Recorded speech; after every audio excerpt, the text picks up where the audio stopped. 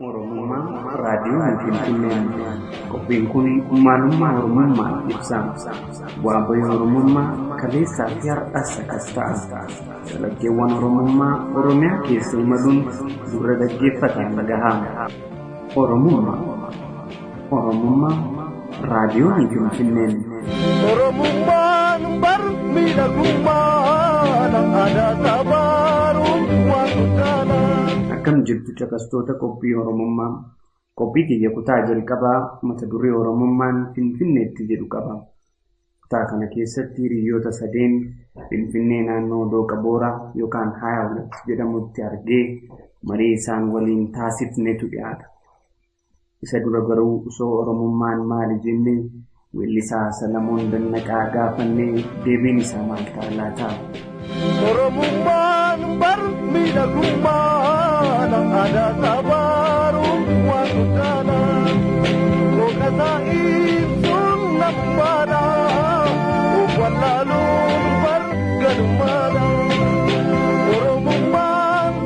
miidhagummaa aadaa sabaaruun waan guddaadha.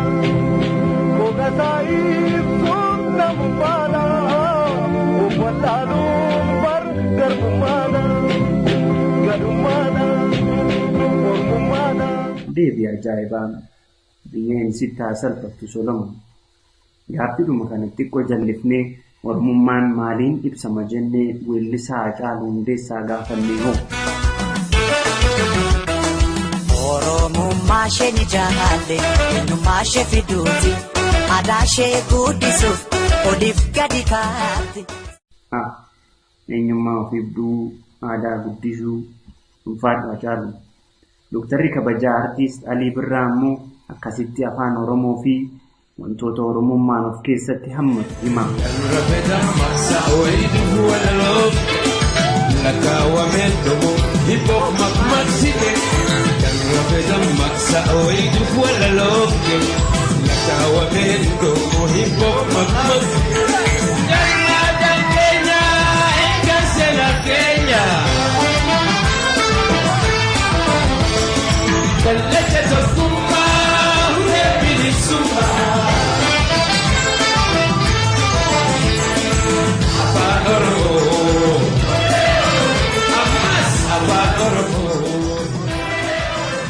Alii Birraas umurii dheerattu jedheen bu'uura Oromummaa kanaan gara marii dargaggoota Oromoo sadeeniitti isin fudhadheen imala. Nu waliin turaan jedha kabajaan. Qopheessaan qophii kanaa Galaanaa Balaay. Oromummaan miidhagummaa aadaa sabaaruun waan guddaadha. Keessummoonni koo amma dhaggeeffattoota koo wajjiniin wal naa bartu. Tole, Amansiisaa Ifaan jedhama. Yaadataa Biraanuu. Eliyaas Emmoo Hordofa. Hundi keessanuu jiraattota Finfinneeti miti? Jiraattota Finfinnee. As jiraannaa asitti hojjennu hojii keenyas. Oromummaa fi Finfinneen akkamittiin waliin deemaa akka jirtu haasa'uu barbaanne amma? Hangafummaanis taanaan abbaa ta'e hin beekamu. Yookaan furdinaanaa? Furdinaan taanaan anaaf Eliyaasi. Ta'us anuun an jalqaba. Mana 70 Oromummaan Finfinnee keessatti maal fakkaatti waan jedhurraa? Egaa yeroo baay'ee akka haasofnutti egaa Oromummaan Finfinneen Oromoo hin urgooftu. Oromoo caalaa saba biraatu Finfinnee keessatti dhama qaba yookiin immoo waan dagaagee sirumayyuu yeroo tokko waan afaan Amaariffaatiin darbu hojiilee miidiyaas haa ta'u afaan ittiin namoonni walii galanis haa ta'u afaan Amaariffaatti aanees afaan Oromoon Finfinnee keessatti itti tajaajilamna maal jenna irra caalaa akka sadarkaa lammaffaatti illee keenya yoo jennee haasofne akka kootti afaan Oromoon illee sadarkaa lammaffaadha ittiin dhagahama jedhee yaadu. Fakkeenyaaf callisee yeroon ilaalu Finfinnee keessatti muuziqaalee kaaffee keessatti bakkeen oolmaa dargaggootaatti maal taphataman yeroo ilaalu Amaariffaa heddumminaan hin dhageenya taanee Tigiriffaa fi Guraageffa dhageenya akka kootti baay'inaan. An akkasittan dhagaa Finfinnee keessatti Oromummaan egaa shakkii sodaa fi gaafa afaan Oromoo dhageessu immoo gammachuu humnaa olii fi barbaachisaan taane fakkeenyaaf dhimma kana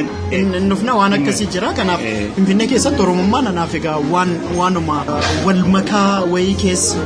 jiru jedhee yaada kanatti walii galtaa sirriitti walii galaa nama Finfinnee erga galeetii waggaa tokkoof walakkaadha jireenyaan duratti nan beekaan garuu jireenyaan erga galeetii jechuudha hojiidhaaf erga nufi taaksii keessa faama teessee yoo deemtu sirba afaan Oromoo dhagaa deemi sitti tolaami achi immoo bilbilaan yeroo siyaasaamee si bilbilamee afaan Oromoo dubbattu namoonni akkas galagalaniifaas ilaalu beekta nama afaan Oromoo dubbatu tokko immoo yeroo argi tokko manni sila jedhe keessumaa immoo tilmaama namoonni Oromoof qaban jira miti Oromoo waanuma gadi bu'aa wayii uffata kan hin uffanne kan zannaa jedhu afaan Oromoo jedhe isa waan akkasiitiin hin qaramne beekta sammuun namaa nama bareedaa wayii argite gaafa afaan Oromoo dubbatu atumti Oromoo taate iyyuu sammuu kee gatii wanta akkasiitiin guutanii jiranii fi Oromoodhaaf durbaan kun jettee gaafatte yookaan immoo Oromtittiin intalli kun jettee gaafatta beekta miira akkasiidha kan natti dhaga'ama naani keessumaa isheen taaksii keessatti immoo bilbilaan yeroo haasoftu akkas galagalanii si ilaalan waan kanarratti sirriittiin walii galaanis garuu Oromummaarraa innaa eegallu akkamitti ibsama jennaan Oromummaan afaaniin aartiidhaan fakkeenyaaf muuziqaawwan adda addaa tiyaatirii fi fiilmiiwwan adda addaatiin uffannaa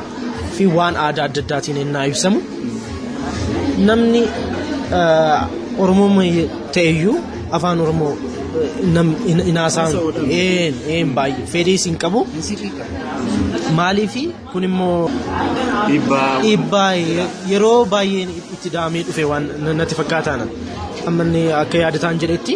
namni innaa afaan Oromoo haasoftu garagalee faas ilaalaa taaksii keessatti hankanna qunname keessa muuziqaan dhaggeeffannaa taaksii yeroo dheeraa innaa deemnu isinis si mudateera natti fakkaate sirbi Taaddala Gammachuu fa'aa innaa dhufu next godhu irra dabarsu maaliif akka ta'e bakka biitii ishee innaa dhagaan amma kanarra argee shagoyyeen dhufa miti bakka next godhu dafanii tarii garuu sirba Ingiliffaa amma warra kaabaatii innaa jettu afaan Amaaraa sirbi afaan Amaaraa fi sirbeen afaan Tigree innaa sirbamu next godhan haa ta'uyyuu malee amma fakkeenyaaf kan Walaayittaaf naan next godhan maaliifi amma nuti hacuucaadhaan waan adda addaatiin nuti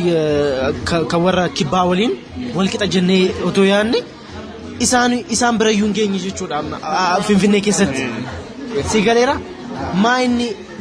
akka inni jedhetti arfaffaa yookaan shanaffaarra jira jechuudha. Lakkoofsa uummataa magaalaa Finfinnee jiraatu fakkeenyaaf sabaani tokko qoodne sabni hamma Oromoo ta'e magaalaa kana keessa baay'atu jira laata ni yoo fudhannee tole kana tilmaamaan haasofnaa yaaduma Eeliyaasis yaadataanis kaasaa turan irrattis daddabaluun barbaada waan tokko jechuun yeroo tokko waan hedduu yaada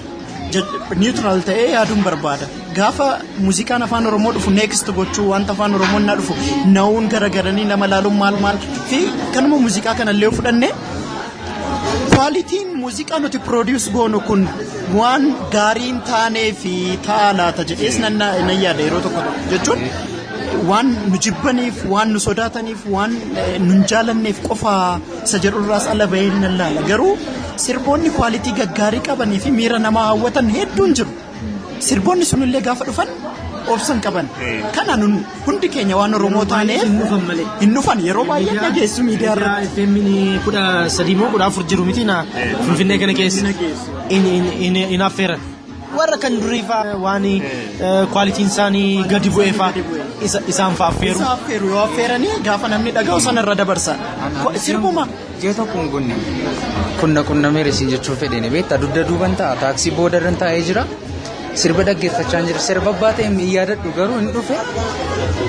sagalee uma tokkollee hin jenne biitii uma ishee beeku akkuma Eeliyaas sila jedhe muuziqaan yeroo dhufu jira miti sagalee isaa dhaga'u next godhanii dabarsu yookaan amma FM irra jira taanaan FM biraatti geeddaru beekte takka ammoo kan hin taajjabu egzibishinii yeroo baay'een deema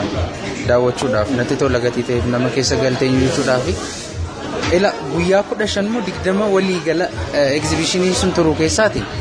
Guyyaa tokkotti yoo gadhiifame sirba afaan Oromoo tokko dhufa taanaan birqiidha. Birqiin maa isheen afaan Oromoodhaan birqiidha naaf beektaa. Akka laphee kootu taala amansiisaa fa'aatti fa'aa bilbileen kunoo sirbee baluutu gadhiifame deefaan itti hima beektaa. Faksii keessa fa'aa yeroo deemu kaaffee keessa yeroo taa'u yeroo baay'ee afaan Oromoo akka carraa ta'e nan dubbadha taanaan namoonni 3-4 galagalanii na laalu. Yeroo sana Oromoon baay'ee akka ta'e kana mirkaneeffadhu beektaa.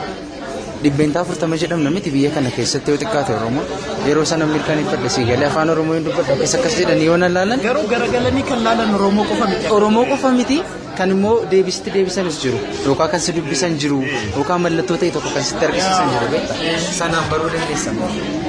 Nyaata nyaanne itti deebina miti. Dhaggeeffattoota nyaata nyaanne naannoo Dooqa Booraa jirra amma nyaata ajajnee amma sitti haasaa turreeyyuu amma itti deebina.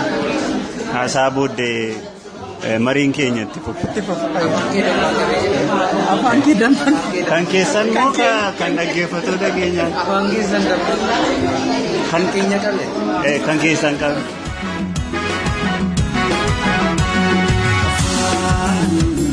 Afaan Oromoodhaa. Afaan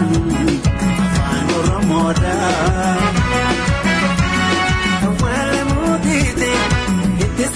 Mada, tola kuinta hu, cayan saudada, afan Oromoda, afan pitam sani, adam kita gatsun, baru bijechutan, walalun kapisun, gero ramakusan, mudinya tachisun, yomi bapatu, amota pebersun, gero ramakusan.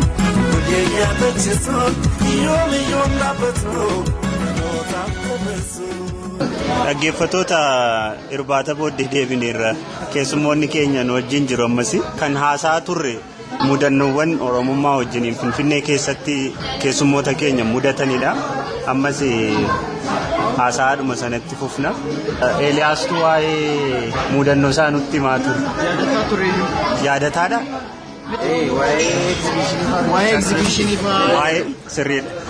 Sadarkeen itti ta'e amma quuffadheera. Baata keenya quuffannee egaa itti fufne miti. Mudannoo waa'ee exhibitionii fa'aadha kan kaasaa turre ijoolleetti fa'aa bilbileen masii jedhe taaksii keessatti sirbii yeroo banamu garuu amma immoo gidduumatti yeroo mari'annu ofii ho'ii of galagalleetu laallee tariite gaaffiimti nutti as deebi'eeti maalumaafidha afaan Oromoo yeroo naga'u kanan birradhu maafan gammada maafan nama taaksii keessatti bilbilaan yeroo dubbatu maaliifiyyuu birqiinatti ta'a nama huccuu gaarii uffatee dubartiin bareeddu tokko waaw jedhee gaafa laalee ka'e afaan Oromoo natti dubbattu maafan jedhe deebisee. Kana damatti kan ta'u qabna wanta akkasii irratti Oromummaan Finfinnee keessatti hojjette anaaf dhugaa dubbachuuf akka Oromoottidha kana nuuf laalu malee Finfinneen akka waan kan fodaateetti basha'ee keessa eenyu jedhee jechuun hojii nan hojjedha galii qaba sana miti jireenya jechuun miti akka kan keeteetti afaan nama biraa yeroo dhageessu ol qabanii nurra caala isaanidha baay'ee ol qabanii kan dubbatan afaan konfidensiitiin kan dubbatanii inni buutikii yeroo deeman isaan gaafatatu barbaadanii daandiirra yeroo deeman wacaa deemu nuti garuu afaan Oromootiin amma taaksii keessas yeroo deemnu dafnee gara ta'e tokkotti galagalle kaafee keessa yeroo teenyu akka waan namni nu abaaru wayiitti yookaan dhufee nu rukutu wayiitti. Ituma afaan Oromoon dubbannu gidduutti daayivartu goona gara ta'e. Yaada Oromoon akka abbaa keetti Finfinnee keessatti of laalaa jedhu kan hin fide wantoota amma akka abbaa keetti akka of hin laalle nu godhan mallattooleen maaltu jiru jedhee gaafa yaadu inni dura isa sagalee keenya ol kaasnee haasa'uu saalfachuu. Gaafa waan bira dubbachuuf jennu ol kaafnee dubbanne waa'ee Oromummaa jenna gadanne qoosaan afaan Amaaraatiin finii haasofne gammachuu eegamuudhaan ala gammadu gaafa akkattiin ibsuun hin qabu malee fakkeenyaaf gammachuun nuti gaafa namni tokko afaan Oromoo haasa'u yookiin immoo Oromoo ta'uu isaa innaa barra akkuma yaadataan jechaa ture namoota waan ammayyummaa qaban bareeda ta'an jira miti waan namoota Finfinnee keessa jiraatan namoota akka tasaa otoodhuma afaan biraallee haasa'anii afaan Oromootti garagalchan gammachuun nuti gammannu gammachuu jechuudha like normal jennellee yaannu natti hin fakkaatu akka kootti. Gamma miira addaatu nutti dhaga'ama yoo otoo dandeenye dubbisnee waan akkasii jira miti. Sun dhiibbaa guddaa qaba jedhee yaada akka dhuunfaa kootti. Maalinni psychologically keessa keenyatti xiqqummaa wayii waan nutti dhaga'amuu fi ammuma waan keenya na argine baay'ee gammannu xiqqummaan keenyas immoo baay'ee gadi fagaachaa keessa keenyatti gadi nu dhiibaa deema jedhee amansiisa. Kun garuu kan natti fakkaatu yeroo baay'eerraan kan uumame kan walitti ida'amee kuufamee bara waan akka dhibbaa erga Finfinneen hundoofte as kan dhufedha. Amma aniyyuu nan fooyyaa jedhee yaada kanarratti ilaalcha akkasii irratti amma namoota guguddaa namoota umuriidhaan nu caalan abbootii keenya fa'aa akka fakkeenyaatti namoota akkamii fudhachuu dandeenya namoota gamoo jalatti namoota eegan maal jenna isaanii waardiyyoota amma isaanii ani of amamummaadhaan dubbachuu nan danda'a namoota 10 keessaa namoonni 8 fa'a Oromoodha miti akkas jedhee amanaan amma isaaniin innaa laaltu bakka akkasumatti deemeenaan fuula isaanii ilaalee akkam jirtu abbaa innaan jedhee inna'u bakka noomsa akkamiisti fakkaata namoonni afaan Oromoo dubbatu magaalaa kana keessa jiraayee aga jedhamutti gaama an keenyayyuu xiqqoo ishii fooyyaadha beektaa amma gammachuun kee akkaataan itti ibsattu kanaafuu waan itti kuufamaa dhufeedha waan ta'eef kun ammas waan yeroo baay'ee fudhatu natti fakkaata deebi'uudhaaf jechuun egaa nama dargaggootaa dhiifama haalumti irra jirrus wanti garaagaraan namoota gargar baasa jedhee yaada fakkeenyaaf akkaatan makaaste gammachuun nu keessatti anam fakkeenyaaf isa dhugaan sanitti ma waggaa darbeerraa wanti hin qabuu fi amma kan hin qabu tootaalii garaagara iyaadadhu bakka hin jiru iyyuu gaafa afaan Oromoo haasawas filadhee yookiin nama laalee yookiin namni garagalee na laalee jedhee waa'ee namaa dhimmamee miti. Sirumayyuu yeroo hedduu afaan Oromoo haasawu akka hin qabu maal taaksii keessattis bakka yeroo tokko beeka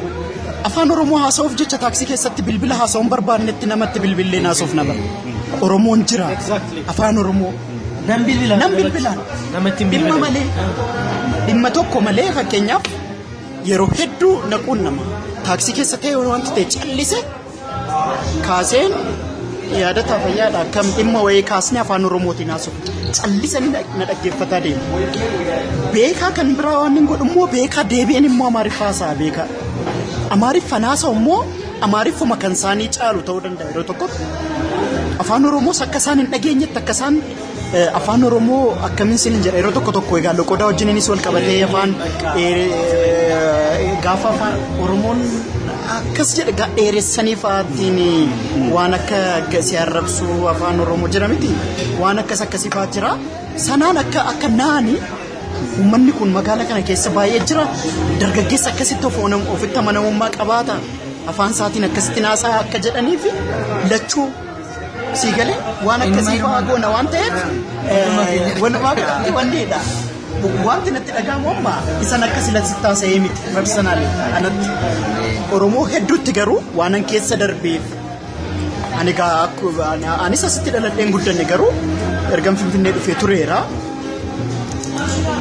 Finfinnee dhufee naannoon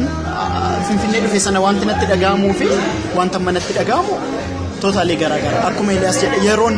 ni ka garuu xiyyeeffannoo kennuun nurra jira. Baay'ee Finfinnee jiraachuun murteessaadha beektaa Finfinneen dhugumayyuu waan dura dhabeette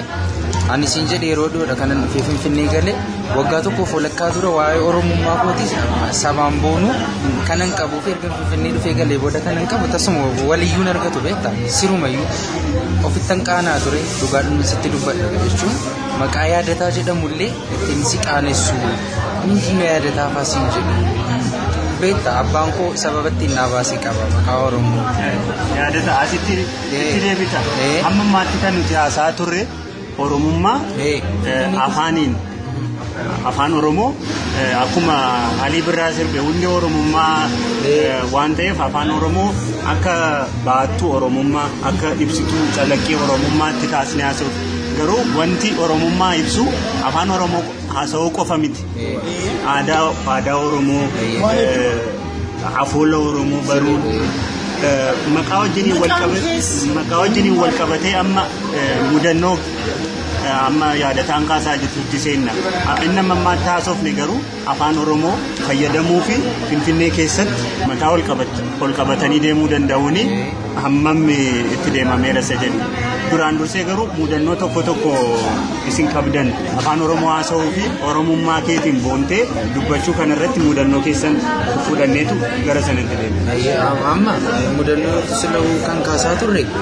naannoon jiraadhutti namoota baay'ee kan naannoo Andoodee jedhama Samiit jedhanii moggaasanii yommuu ijoollee baay'ee yeroo dubbisu naannoo sanatti hinaaru maqaa isaanii yoo dhaga'anii Andoodeedhaan guddanne Samiit ta'ee kan jedhamaa jira. Baajaajii geejjibaaf kan fayyadamnu sana keessatti sirban dhaga'e sirba afaan Oromoo tokko dhaga'e isa ammasiin jedhamti afaan Oromoo yeroo dhageessu gammadu wanta akkasii sirba sana gaafa nagee gurbicha qalbeeffadheen ilaaleeni guyyaa tokko gaafa mana kooti gara iddoo taaksiitti dhufu ittiin dhufe galatoomee qarshii laachuuf yeroo jedhu bada siinan qarshii sirkaan fuudhuun Oromummaa akkasittiin wal deeggaruun jira garuu mucaan sun isaan namuma afaan Oromoo dubbatu naannoo sanatti naannoo Oromoo ta'e garuu kan dubbatamu afaan biraadha Amaariffas miti baay'isoo Amaariffa yoo ta'an wanta biraadha anaan argachuu galatoomi nama jedhu argachuu isaatiin hin kaffalin deemii kan naan jedhe jira amma kanadha gammachuu sitti dhaga'amu. Yaaduma kan wajjiniin wal qabate anis mudannoo koo keessa buufadha. Naannoo CMC Alsaad Mikaa'el lafa jedhamu irraan gadee Alsaadiin gaafa gadi deemtu lafa naannoo Fiigaa jedhamutu jira. Galgala tokko naannoo sanarra wookii godhaa kophaa koon deeman. Namuma afaan Oromoo haasa'u hin argine. Namuma tokko hin argine ituman deemu dudduuba kootii sagalee haasaa afaan Oromoo boca qabu kolfa qabuun nagade dafeen garagallee garuu suuteelee gaafan garagalu garrisna bira ga'aniiru haaluma isaaniirraa gaafan ilaalu namoota hojii humnaa hojjetanii turani nan gadde afaan Oromoo naannoo kanatti kan haasa'u lafa isaa ormaa kennee hojii humnaa hojjetee isa bulu malee edaa xinnoo achiin siiqe gara Sammiitiitti daandiin geessu immoo jira Fiigaarra achirra gaafa deemu immoo manneen nyaataa manneen dhugaatii manneen bashannanaa ilaalaan deematu hedduun isaanii eenyummaa jaraa maqaadhaan maqaa achirratti barreeffameen eenyummaa jaraa beeku tokko kan hin arge eebbadha eebba mana bashannanaa tokkodha kanaaf saba eenyu akka ta'e muuziqaan achitti gadhiifame ni ibsa kanaaf Oromummaan hagas dhiibameera kan jedhu afaan irratti hundoofne afaan Oromoo dubbachuu irratti hundoofne sabni kun Finfinnee keessaa hammam dhiibamaa Oromummaan isaa hammuma sana yoo dhuma ta'ellee ukkaamamaa deemaa qubaasaa yoo namni isa dhaga'uun jiraatu yoo dhuma ta'ellee egaa fakkeenya xiqqooshii nooma gidduutti waan uumamedha kana nan mudate xiqqoo tureeraa naannoo saarii irraa gara mana koongalaan tureeyyuu taaksii irra jira taaksii teessoo duubarran taa'eeyyuu teessoo duubarraa karaa harka mirgaatiin nama lammaffaan ta'een taa'ee achitti achi ittaanee ijoolleen lamaan tokko jiru dhiiraaf dubara otuma deemnu haasaa jalqabanii qoosuu jalqaban ijoolleen egaa ijoolleen kun afaan Oromoo haasa'u intalittiin kana dura hin beeku mucaan isaa wajjin jirtu hiriyaa jaalallee haa ta'u yookiin nama itti dhiyaatte haa ta'u hin beeku anatti waa'ee mucaasa kana dura beektutti muu jalqabde mucaatti ileessuma kana fakkaata waanuma akkasii wayiitti faanaa naan jetti jechuun akkanan afaan Oromootiin akkanan afaan Oromoon beeknee tootaalii mirkaneessitee bartee jechuun maalirraa akka ka'e hin beektu amma yeroo tokko sii galee jechuun ammayyummaadhaan immoo fuula koota Oromoon fakkaatu moo Oromoon Finfinnee keessan jiru moo maal jechuudha jechuun ananaan galu anamma fakkeenyaaf an mucaa ammayyaadha magaalattiin guddadhe maal ofiin jechuuf hin danda'u tootaal jechuun waan akkasiis miti uffannaan koo waan hedduun koo nama amma kana ammayyummaa keessa jiru Oromoon fakkaatu kun na jechisiisu miti yoo ammayyummaadhaanis ta'e ibsama ta'e siigalee Itu jennu garuu namoota ammayyummaan isaanii uffataan ibsamu situ dhaqnee gaafanne eenyummaan isaanii baay'inaan amma sanatu bade bara maal ta'ee gaa itti himte waanuma akkasiiti innaa sana akkas taanee wajjin wanni taanee maal taanee jetti ila fuula keessa immoo waan akka wal bakka siigalee miti waa hedduu kaasti nan callisen inuma deemna amma maalan godhee yaadaan ture namanitti bilbiluu yaadachuutti ka'e mucaan hiriyaan koo tokko guutaa jedhamu mucaa Dambidolloon tokko jira isa yaadadheen innaan mana koo bira ga'u isaanitti sin dubbadhu jedhee bilbila koo baasee guutaatti bilbile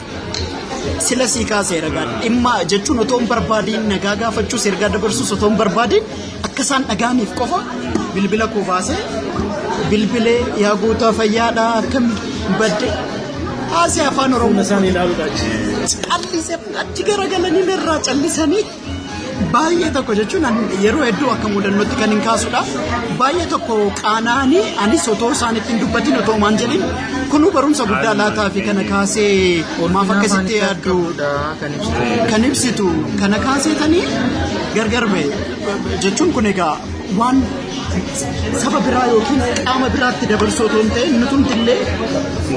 ilaalchi nuti ofiif qabnu akkamitti sabni biraa ilaalcha gaarii akka nuu qabu eegna otoo nuti of hin kabajin otoo nuti nama bareedaadhaan Oromoodhaan jedhee otoo nuti nama ammayyaawaa fakkaatu tokkoon Oromoodha yookiin ta'uu danda'a jennee yaadu nuti guutumaa guutuutti miti jennee yerootti yaannu jira kanatu bade bara ta'uu danda'a lakkii jetteellee yaaduun hin jiru. Fi kanarratti otoo hiriyaan koo tokko taatee dhabeetta moodeelingii naannoo moodeelingii hiriyaa koodha isheen moodeelingii yaalti beetta. Hawwii immoo afaan biraatiin hiika wayii qaba beektaa hawwii እንትኑ ነው የትኛው ነው ደኒ ጋፈቱ ጋፈ ጀልቀባ hawwii እtti wal bartu beekte አይ hawwii afaan oromoo ነው ጋፈ ጀቱኒ fuulatti gochi deebisanii እና itu dorgomanii galuuf gaa hojiitti seenuudhaaf dorgomaa jiru hawwiin dabarte intalli tokkos dabarte erga darbanii booda maal jetti intalli ishee waliin dorgomaa turte hawwii እኔ እኮ እንደዚህ ብዬ ብናገር የሆነ ከሰከስ ጀዴ ዱበዴ ኦሮሞማ ኮ ወንተ ኢብሱ ቶኮ ቱ ዋንቴ ቶኮ ካሴ ነኩፊሱ ጀዴኒ ማሉ ነገር ጋር ጀቴ ዱፍቴ እሼቲ ነው ያታቴ ኒጀቲ ገሩ ሞዴሊንግ ሰን አርገቹዳፊ ሆጂ ሰን አርገቹዳፍ ኦሮሞማ ሸዋን ኢብሱ አፋኒስ እንደንዲስ ታራና አፋን ዱበቱ መቃሽስ ሞ ወንተ ብራት ገደልቴ ኦፋንሞ ዶክስቴ ወንተ ቴ ቶኮ መቃንሽ ሊ ከና አፋና ማራቴ ከነባሽ ዋንቴ ቶኮ ጎቴ ደበርቲ መለ እኙን ጅቱ ቤታ ወንተ ከሲት ጁራ እና ኦፍ ከበጅ ነታና እንተልሱ ነማ hawwii kana afaan oromooti jettiini serious taatee dubbatti barumsaan sadarkaan antiqooshii isaan caalti gaafa barumsa ishee immoo dhagaan inna'u iddoo laatuuf waan of hirkaa qabdu kabajdee namatti argisiifta taanaan hin kabajamtu kabajoo fi filaachuusa jedhu isa sila jedhee poointii koo duraan haasa'e waa'ee hacuuccaan kun bara dheeraaf kan kuufamee dhufeedha kan jedhuuf mudannoo tokkoon si kaasaanis akka kana cimsuuf jechuudha gaaf tokkoanis taaksii keessan ture egaa mudannoon keenya baay'inaan taaksii keessatti xiyyeeffata maal isaa fi geejjibni keenya yeroo baay'ee taaksii waan ta'eef amma shufeerichi boodan bareegaa konkolaachisaan isaa jechuudha Oromoodha inna taaksiiwwan ka Finfinnee keessatti hojjetan warri adiin baay'inaan isaanii taargaan isaanii Oroodha yaa'u magaaluma hoolotaa amboorraa dhufanii hojjetu waan ta'eef amma kan gargaaraan immoo isa wayyaalaa jennuun jechuudha inni immoo mucaa magaalaa kanaati inni ammayyaawaa wayiiti amma inni mucaan tokko immoo ani immoo duuban taa'e amma isheen mucaa tokko qabatteetti haadha na mucaan ishee afaan oromoo malee hin beektu na maamaa manaam jettee haasofsiisti beekta afaan oromootiin jechuudha na beeleera waan akkasii jettiin na mucichi gargaaraan sun argee hey friend zamada jedheeni intina konkolaachisaadhaan jechuudha zamada jennaan dubbisiin zamadeen annagiraat ምናምን jennaan inni ara laashbal ምናምን jedhee qas jedhee akkasitti dubbate jechuun bakka haasawuun barbaadu inni immoo irra deebi'ee ammas annagiraat እንጂ ምናምን jedheen beektaa አንተ ዝም በል እንጂ አርካን አከሳከስ ጀቻ ዝም በል እንጂ በእናትህ ምናምን ቃኔ በቃ ዋና ከሲና isu masan cimsuufi maanni yeroo namichi immoo nama guddaadha waan akka umrii 30 hanga 40 keessa jirudha kanaafi wanti kun yeroo baay'eedhaan kan kuufame dhufeedha waan ta'eef yeroo tokkotti jijjiiruun hin danda'amu nuti gaa amma namoonni barannees as hojii kan qabannees amma jijjiiramaa jiran itti fakkaate yeroo isaa kanaafi numatu waan kana ammayyummaadhaanis ta'e muuziqaadhaanis ta'e afaaninis ta'e kan biraammoo oromummaan kan itti ibsamu keessaa maqaadha ijoollee keenyaaf maqaa oromoo baasuun ta'uu danda'a innis toopikii biraadha garuu isas itti haasa'uu dandeenya mudannoo nan qabaanis isaanis qabaachuu danda'u waa'ee maqaatiin jechuudha. Kanaafu mudannoo keenya maqaa wajjiniin wal qabatee jiru kaasne wantoota calaqqee oromummaa ta'an kanneen biroo immoo waltajjii keenya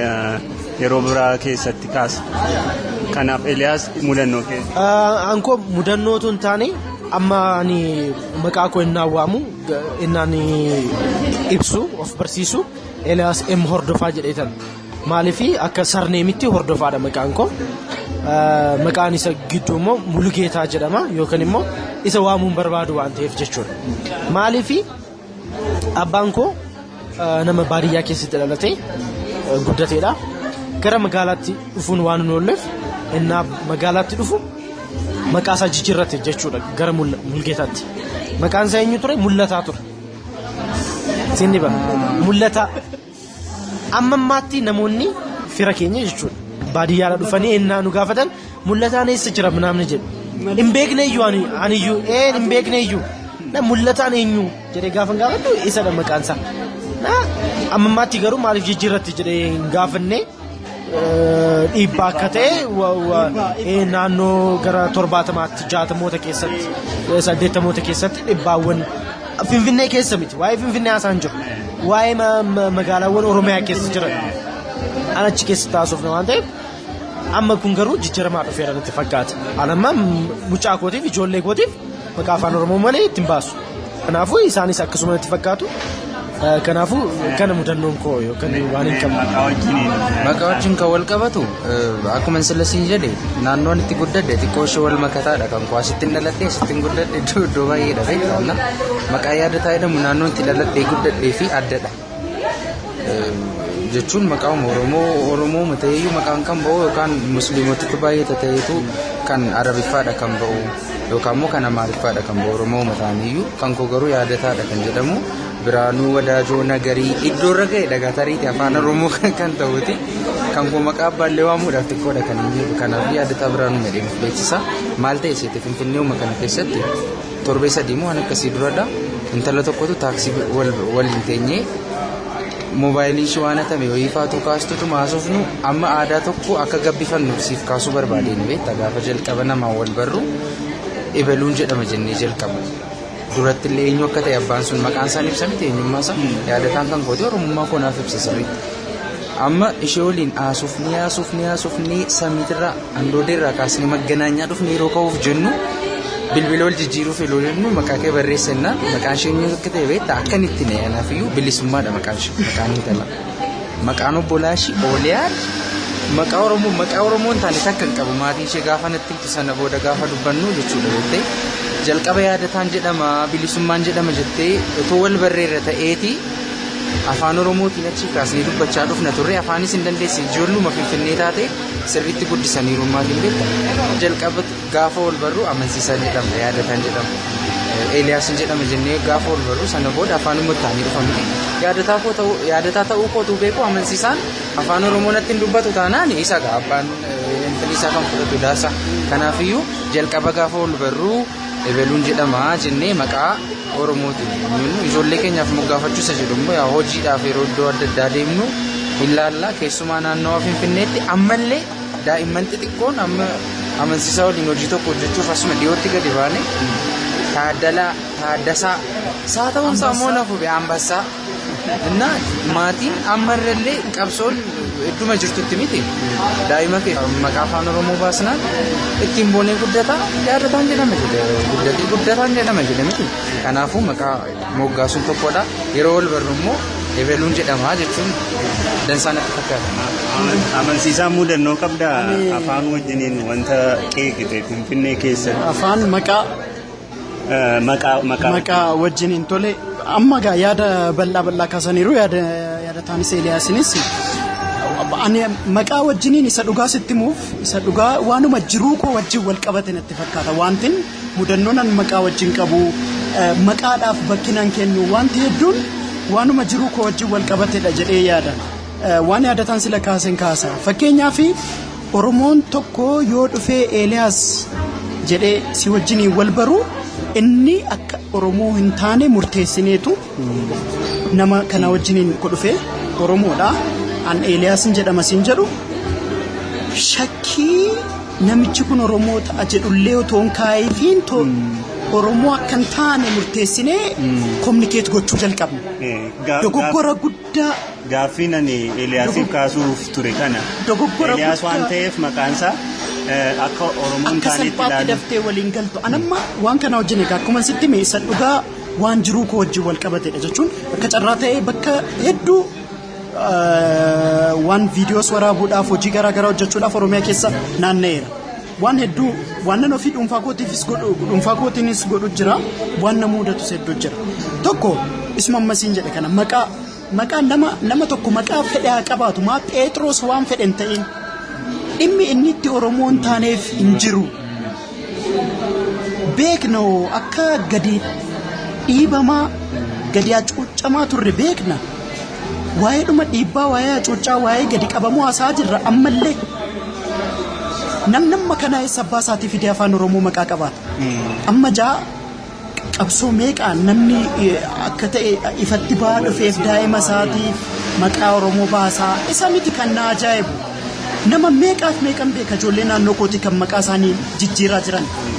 mana murtii dhaqanii nama meeqaaf meeqa kan ilmoo obsa dadhabanii anamma waa'ee ilmoo kootii otoo hin ta'in namni umurii koo warra jiruyyuu meeqaaf meeqatu afaan Oromootti jijjiirrataa jira kan ilmoo shakkiin qabu gara kootiin karaa hedduutiin sii kaasuu hin danda'u fi maqaa wajjin wanti jiru kanarra na mudate sitti meetan waan hedduu jira waan ta'eef sii deema ijoollee wajjin haasaa turre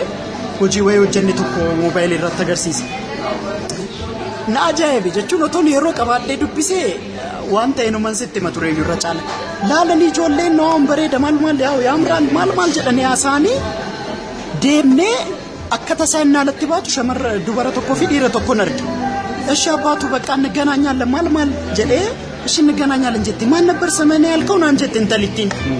አመንሲሳን ጀዴን አመንሲሳ አሳማኝ ማለት ነው አይደል የኦሮምኛ ስም ነው አይደል ጀቴ ላሊጋ ደራዋቃ አመንተለ ከነ ቆባቲ ቀቤ አንቺ ኦሮሞ ነሽ ምንድነው ጀዴን ዱብስ ጀቹን ዮ ሀሊ ወይ ወሊቲ ሲንፊዴ ማሌ መቃ ኮደጌሴ ገመዴ egaa akka ilaalcha kootti egaa akkuma mucaa ammayyaa jennuun kanaan hin kolfitiin taphattee waan akkasii namni fe'ee immoo ka'ee namni afaan Oromoon beekne maqaa amansiisaa jedhu asaammaany maal jedhee si keessatti himu yeroo hedduu akka innis Oromoo ta'u natti maa jira jechuudha akka innis Oromoo taate natti maa jirti eegumni kee ilaa maqaa koo dhimmamtee maa nagaafatte mucaan kun maqaa koo nagaafatte amansiisaa jennaan የኦሮሞ ስም ነው አይደል ጀቴ ሙጫ ሰነትሞ አሳማኝ ማለት ነው አይደል ጀቲን ላልጋ ስትማርቲ አኒስ ኦሮሞዳ ናንጀቻ ጅርቲ ሀራ ከነሳ ናኖ ላቀናት ዋን ነሙደተ ደኩን ጀቾዳ ከናፍ መቃወጂ ወልቀበቴ ነምኒ ሄዱን አን መቃወጂ ዋን ብራ ዋን ሙደኖ ኮቲ ምቲ ከነን ሲካሱ አካ ያደታን ጀዴ ኦሮሞን ሁንዲ ደንደ አማታናን መቃሳ ይመቴ otootti saalfatiin otoon jedhin maqaa isaa himee jechuun of ibsuu yaaluu irra jiraata jechuun akkuma jedhame Taaddalaa Eeliyaas maal jennee wal barra ta'e silaa nuti soo namoota akkasii inuma wal barraa namoota akkasiitiin guutuutti keenya akka hin taane murteessinee ofirraa dhiibnoo akkamitti namni nutti taa'e Oromoo akka ta'e kanaaf namni of ibsuu of himuu carraa argatetti fayyadamee anis barra akkasii anis bar keessaan qaba anis bar akkasii jedhee hime maqaan garuu dhaalan fakkeenyaaf nama hedduu wajjin dhageen amansiisaan jedhama gaafan jedhu amansiisaa Oromoodha gaaffii tokko hin qabu sana booda waan haasa'uu qabaniifis of eeggatu waan barbaadan na gaafachuufis of eeggatu otoo maqaan koo fakkeenyaaf intalli kun na gaafatti otoo Taaddalaa ta'e maqaan koo nan gaafattu otoo waanni walitti nu fidu waan Oromummaa irratti waan cimaa hojjechuu qabnus walitti nu fida ta'ee walitti hin dhufnu mucaa kana yeroo jechan hin qabu waan kanaaf wanti kun Oromummaa gidduutti waan hedduu caala bakka qaba yeroo kana keessatti waggaa 20-40 booda namni waa'ee maqaa dhimmamu jira jedhee yaadu ammaaf garuu wanti maqaa Oromoof dhimma guddaadha jedhee yaadu. Amma afaan Oromoo haasa'uu fi maqaa Oromoo qabaachuu akka calaqqee Oromummaatti fudhannee Finfinnee keessatti bifa akkamiitiin ilaalamaa akka jiran marii keenya keessatti wanti nuti kaasne hundi keenya yoo Oromoon hunduu ofirraa calqabee ofirratti hojjechuu qaba. Achi booddee qaama ilaalcha dogoggoraa Oromoodhaaf qabu sirreessinaadha. Kanaaf marii keenyarraa kan nuti xumurru ejjennoon inni duraa eenyurraa calqabuu qaba kana sirreessuudhaaf yoo maal goone immoo sadarkaadhaan kana fooyyessaa deemne yaada guduunfaa wayiitti goone. Okay. Ani waan haasa'uu barbaadu keessaa akka xumuraatti gaaffiin qabu. Nuti warra afaan Oromoo haasaa jirru dhaloonni keenya jechuudha. Dargaggoonni kun gaaffii tokko malee afaan keenyaan Oromummaa keenya ni ibsina. Garuu wanti guddaan egaa lakkoofsan sitti mee keessaa 1.5 haga miliyoona 2 ta'an jiru jedhee tilmaaman kaa'e keessaa baay'een isaanii asumatti dhalatanii waan afaan Oromoo hin dhageenye akka warri jedhan gurra isaanii yoo tumurte ani hin dhageenye jedhamu jira miti afaan Oromoo akkas kan ta'an jiru. Jara kanaaf kan itti gaafatamummaa fudhatu qabu maatii isaaniiti. Ijoollee kanaaf dhaloota guddisaa jiraniif isaantu itti gaafatamummaa qaba. Jarri ijoolleen sunis immoo kan nu dhaga'anis ta'e maatiin isaanis Oromoon ammayyummaanis ta'e aadaadhaanis ta'e aartiidhaan ammayyummaa in ibsu wanti jenneen jiru magaalaa kana keessatti namoota baay'eetu jira. Nutis jirra kan nu fakkaatanis namoonni baay'een jiru waan ta'eef waan akka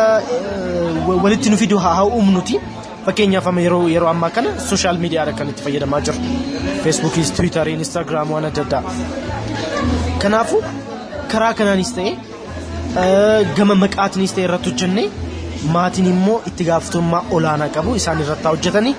kan biraa immoo afaan keessaniin haasaa jirra nuti namoonni baay'ees jiru magaalaa kana keessatti waan ta'eef deebisnee magaalaa kana kan keenya gochuu qabna kan jedhudha. Galatoonni galaan. Yaadata akkamittiin ilaalcha saboonni biroo yookaan namoonni biroo magaalaa Finfinnee keessa jiraatan hedduun ilaalcha dogoggoraa gaafa nuti afaan Oromoo haasofnu gaafa nuti afaan maqaa Oromoo qabaannee namatti siiqnu ilaalcha dogoggoraa qaban akkamittiin sirreessuu dandeenya jettee yaadda? Waan tokko qofaan dubbadha beektaa kutaanti baradhu qaba koorsii gabaabduu tokko kutaan amma barachaa jiru keessatti Oromoota na fakkaatan hedduutu jira kanan turtii keessa baree jechuudha beektaa yeroo fakkeenya kennu fakkeenya Oromoo ta'e tokkoon kenna wanta yeroo jedhamu fakkeenya Oromoon kenna irreechaan kaasaa ebeluun jedha akkasin jedha sana gidduutti Oromoota hedduu argachuutiin cinatti ijoollee orma ta'an irreechaaf amma ilaalchi kennamu jira miti amantaa waliin wanta akkasiin kan wal qabsiisan jiru miti gaafa irreecha bara kana kan 2015 deemnee deebinu suuraa baay'ee miidhagaa ta'e akka carraa ta'e kan kaasne jiru isa itti argisiisee irreechumti maal jechuudha jedhanii giruupiitiin ijoollee kaa'ee yoo xiqqaate kan nama 5 yaada isaan ilaalcha isaan irreecha irratti qaban jijjiireera mataa kootiin beektaa kanaafidha qabsooni hedduma jirtuttidha kan isin jedhu beektee Oromoota jiran kan afaan Oromootiin dubbachuu maqaan ishee kan meetii ta'e kan maqaan abbaa isaa Dachaasaa Dabalaafaa ta'e garuu afaan Oromootu beekanii kan hin dubbanne ijoollee baay'eetu ture kilaasii koo keessatti. isan tokko tokko jedhee dubbadurraa kaanii garuu sana booda dhufanii afaan oromootiin lana waliin kan wal dubbisu hiriyaa cimaa ta'an jechuudha. Kanaafiyyuu anarraadha kan jalqabu waan hin qabu jaallannaanidha kan nama biraa kan hin jaaladhu kan koo jaallannaanidha kan nama biraa kan hin kabaju kan koo kabajnaan miti. Kanaafiyyuu kan koo haa kabaju yaadataan jedhamaa jedhanitti wal bara tarii eenyutu beeka singiliidha maafi biliseen argadha taabee keessa. Enna isarraa jalqabnu ofirraa dhaqabsuun kan jalqabu idduma jirutti dirqama qawwee fudhattee seenuu qabdu ilaalcha jijjiiruun ilaalcha immoo idduma jirtutti jijjiiruu dandeessa gatii ta'ee fi galaana ka'iiti waan Oromoo ibsu tokko hojjedhu waan galaana ibsu tokko hojjedhu namniyyuu si duuka bu'u yeroo sana dhume. Amansiisa. Tole wal qabata yaadni ani yaadaa ture waa'ee kana waan nan godhu haasa'een namnis otoo kana godhee gaariidha waan jedhutti deema. Guyyaa guyyaatti wanti nani waan Oromoo promote godhu waan Oromoo beeksisu gochuudhaaf yaalu jira. Xiqqoodha guddaadha otoo hin jedhiin. Fakkeenyaaf kaaffee keessa jirra. Gaafa namni nu keessummeessu dhufu afaan Oromoon itti dubbadha beekaa. Wallaalee yookiin immoo afaanitti na dhufe otoo hin ta'in maaltu jira fa'aan jedhaan. Manaaman. Ani alaaqame yookiin siin jedhu yeroo hedduu garuu maal barbaaddu jedhu hin gammadu sitti dubbatu sii galee kuni xiqqaa nutti fakkaata malee keessa namaa miira namaa ijaaruu irratti sirriitti koonfidensii ofitti amanamummaa nama keessatti uumutti waan guddaadha jechuun laali namni wayii dhufee jalqabatoo afaan biraan haasa'in afaan Oromootiin sittaasa saalfii si keessaa caccabsaa deema wanta akkasii bakka hedduutti. Bakkuma dhaqnetti bakkuma taaksiirra isaa ta'u bakka nyaataa kaaffee karaa irratti waan hedduun godhama hiriyaan koo jibaata natti kolfa yeroo tokko finfinneedhuma kana keessatti konkolaataa keessa teenye mucaan daa'imni umurii 12 wayii fakkaatu muuzii nyaachaa deemaa jira yeroo hunda kaasee nama taasan gurbaa kootu meen jedheen fagoodha hin dhufe Oromoodha haatiif abbaan Oromoo afaan Oromoo haasaa muuzii sana nuu kennee maal jedhee deeme laale kanaaf jechuun waanan guyyaa guyyaadhaan jiruu kootii wajjin wal qabsiisee godhuuf nama hedduutu na mudata inni Eeliyaas hedduutu jira Oromoo magaalaa kana keessa jedhee fi sanis ragaa tokko jedhee yaada nanaasaa nama taaksii na bukkee taa'etti yeroo meeqa fa'aa jettaan waan ta'e jetteetu yoo dadhaban namni si qalu hin jiru namni si arrabsu hin jiru yoo baay'ate si jalaa callisa yoo baay'ate. Sana keessaa garuu namni hedduun afaansaa sitti dubbata achirraa ka'ee itti himta odeeffannoo walitti dabarsita wanti kun akka waan saalfiin taane wanti keenya akka waan saalfiin taane Oromoon hedduun akkas keessa jiru Oromoon ammayyaawaanis akkas keessa jiru sanarraan barta yoo wal cufne yoo carraa wayii nuun carraa kanu ta'e jechuun nu hundaaf xiqqaa nutti fakkaata wanti nuti goonu malee gumaachi tokkoonsaa Oromoon mana isaa taa'ee daa'ima isaatti maqaa afaan Oromoo moggaasu Oromummaadhaaf waan guddaa uuma waan guddaa daa'imni sun guddatee maqaa sana nama hedduutti hima so wantoota Oromummaadhaaf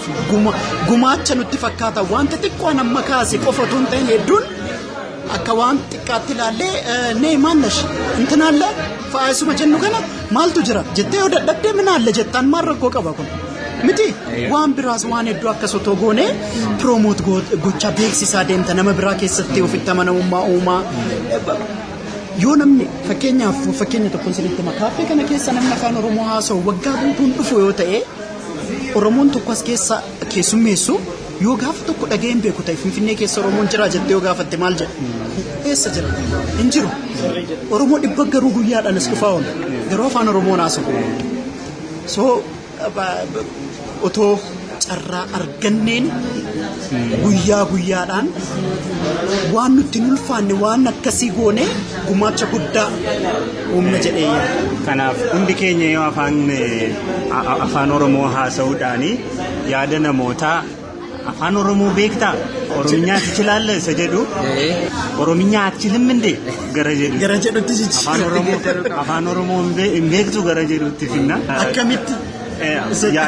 yaadota amma kaasaa turre hundi keenya iyyuu dhaggeeffattoonni qophii kana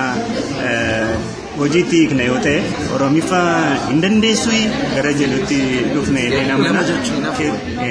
baay'ee naaf beekame jechuun Qophiin keenya Oromummaa torbee kana kanuma irratti xumuramaa keessummoonni koo amansiisaa ifaa yaadataa Biraanuu fi Eeliyaas Deemmi hordofaa turanii qopheessaan qophii kanaa Galaanaa Balaayidha. Waan wajjin turtaniif galatoomaa torbee qophiidhuma Oromummaa irratti xiyyeeffatu kan biraatiin walitti deebina. Horaa bulaa.